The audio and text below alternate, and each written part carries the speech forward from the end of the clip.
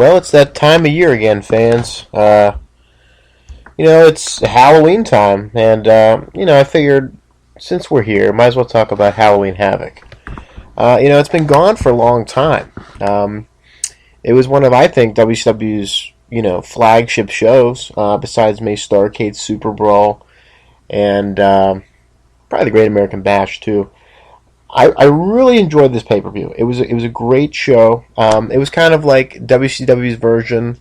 You could compare it to a seasonal show like Survivor Series was a seasonal show for the WWF for years, but this was a great themed show. There's always unique matches with it that came along, and there was some corniness too. I mean, let's face it, the Chamber of Horrors was a little hokey, but I mean this pay per view was sometimes better than Starrcade during the year, and I really thought that it was a lot better than people gave it credit for.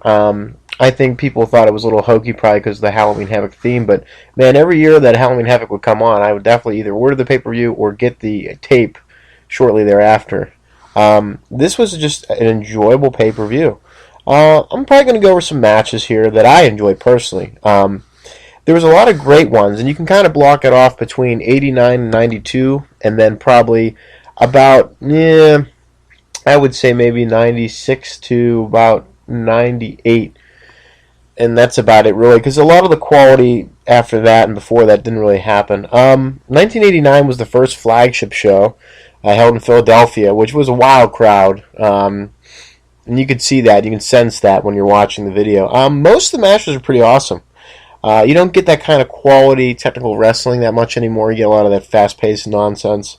But top to bottom wasn't too bad. Now, Fidel Sierra against Tommy Rich, that was, forgettable. But the pay-per-view itself gave a lot of excellent matches. My favorites were the Skyscrapers against the Road Warriors.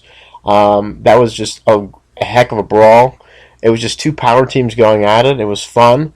It was exciting to watch, too, because it was really the first time, I mean, in my opinion, that Hawk and Animal, from a fan's perspective, were really challenged in any way because, Dan Spivey and Sid just towered over them, and they were very athletic, and they gave them a good run for their money, and it was fun to watch. Very fun match.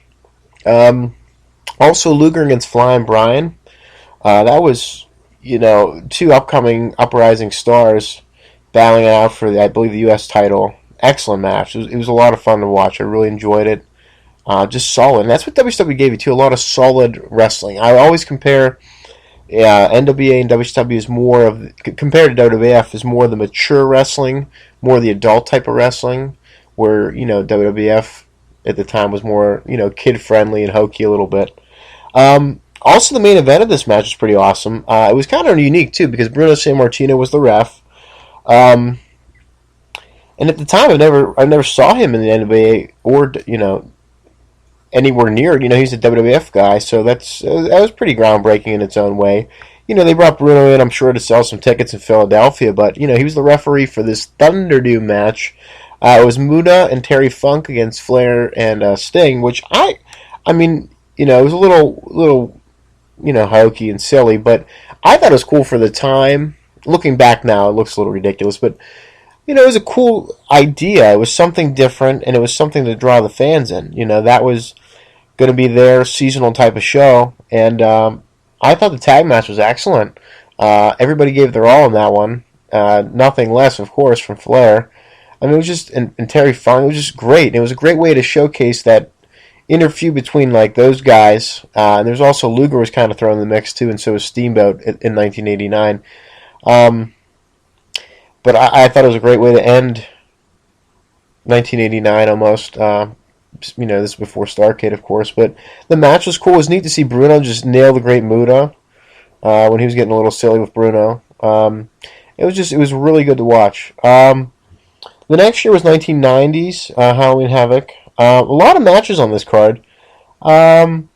I enjoyed most of them.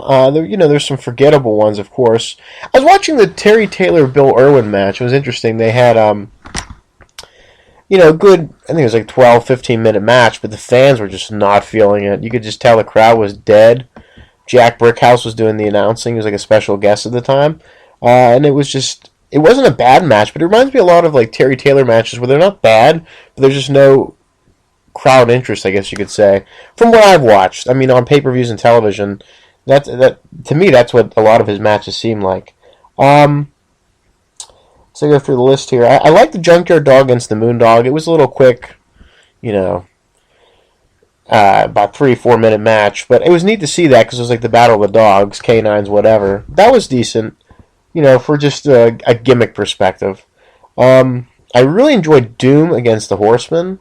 They were feuding at the time. That was an excellent match. I mean, it was just back and forth, and you're just so invested in that match. It was really good. I recommend watching that. Also recommend the Steiners and Nasty Boys from just a brawl perspective. They were just brawling all over the place, and it was very entertaining. And this was kind of cool, too, because this was when their feud was at their peak, too. And I think very shortly thereafter, the Nasty Boys went on to the WWF. As I look, too, Stan Hansen and Luger was good. I enjoyed that, and Dan Spivey came back to help Stan Hansen at the end of that match. The main event, Sting and Vicious, I thought was a little short, and they could have done better with that. But overall, I recommend this one. 1991, a lot of forgettable matches. I did like the Chamber of Horrors just from a gimmick perspective as a child. And then everything else is pretty much forgettable. It was groundbreaking because Rick Rude came back to the NWA as the masked Halloween Phantom, and he beat Tom Zank rather quickly. That was cool. Everything else really, Austin and Rhodes was good, but it should have been longer. And then Luger and Simmons, I'm kind of 50-50 about it, really. When I was watching it, you know, it was all about hype because they had Dusty Rhodes in the corner of Simmons, and they had Race in the corner of Luger. But for some reason, it just didn't deliver with me. I just felt like it could have been better than it was. So, you know, overall, that pay-per-view, pretty forgettable. Same with 92. A lot of these matches are very boring.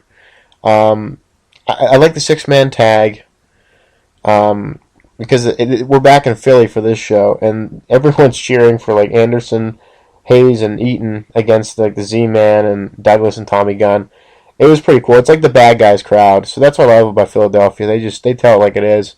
Most of the matches were forgettable. The only match I really enjoyed was Wyndham and Rhodes against Steve Williams and Steve Austin. That was really good. Chono and Rude was just so freaking boring.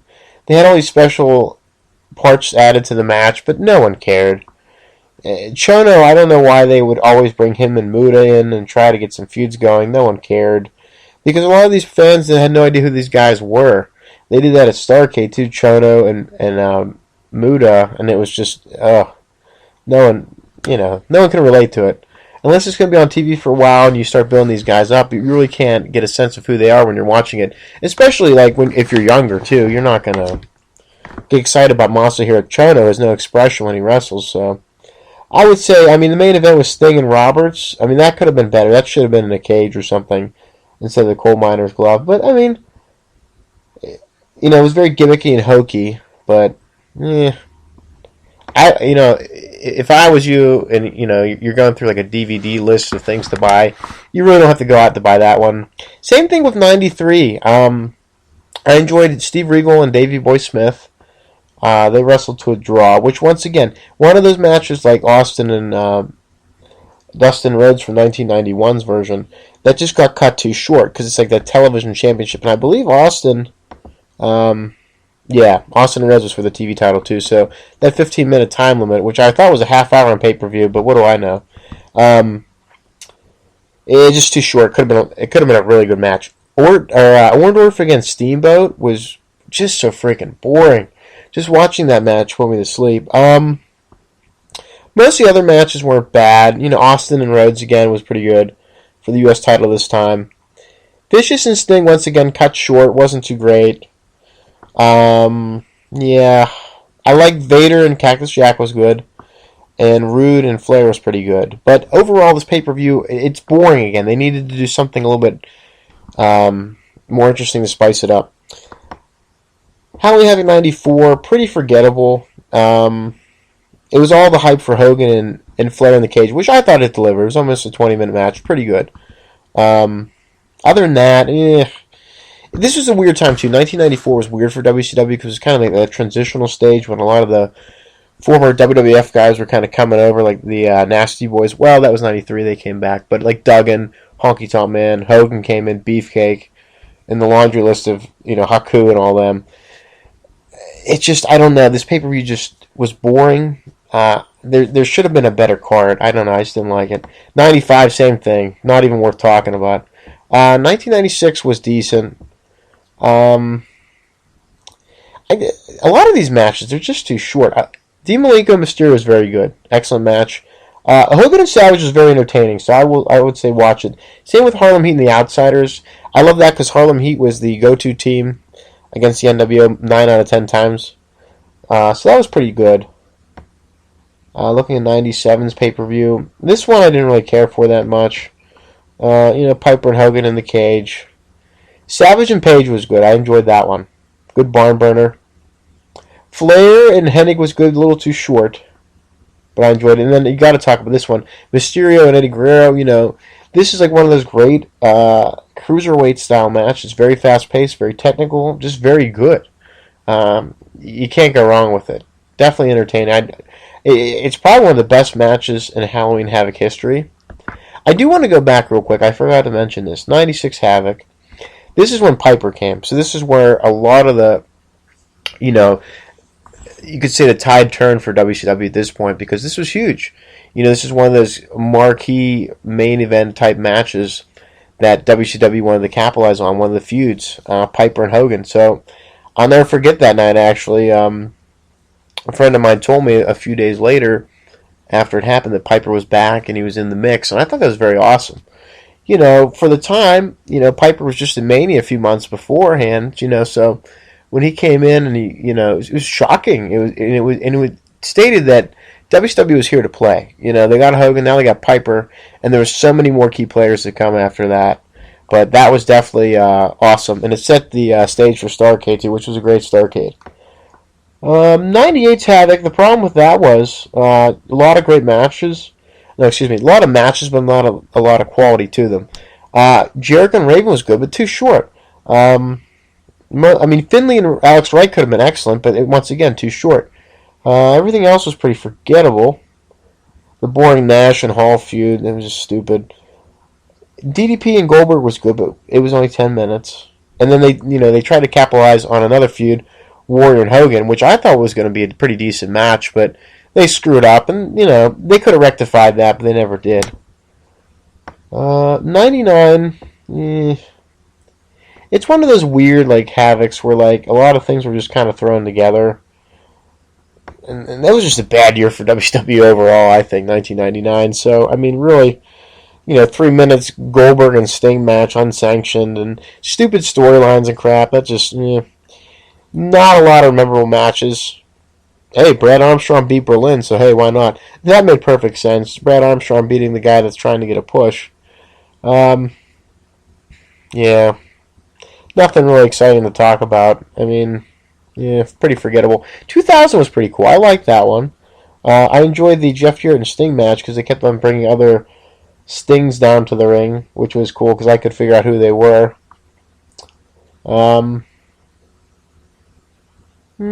Other than that, nothing really too exciting. And this was a tough time for WCW. And it was a tough time for me as a fan because, God, it was horrible.